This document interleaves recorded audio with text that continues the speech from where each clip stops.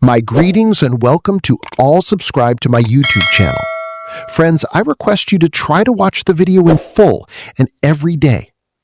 Friend, what kind of news do you want to get? Comment and let me know. General Hospital. I wish you all the...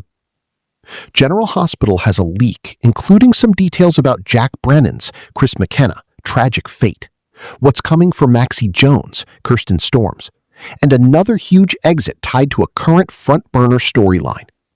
Plus, a child we've not seen in years, supposedly returning as an adult.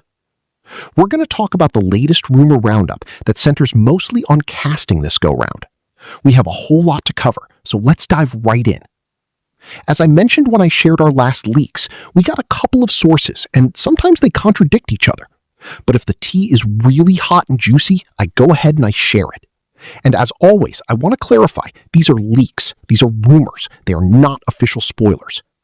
My source leaked who killed Sam McCall, Kelly Monaco, weeks before Cyrus Renaud, Jeff Kober, was revealed. The other source has released some big stuff, so their track record isn't perfect, but it's good enough that I want to share.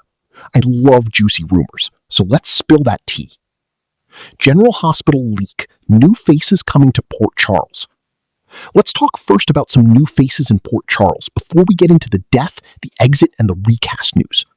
So we know that actor Jonathan Bennett is set to debut in May as Joe Fitzpatrick, and our source says that he is sent to Port Charles by Robert Scorpio, Tristan Rogers. Now, there was some chatter that Ethan Lovett, Nathan Dean Parsons, might have been sent to town by Robert, since they have Sasha Gilmore, Sophia Matson, and Holly Sutton, Emma Sams, in common. But our source says that is not part of Ethan's motive or his backstory.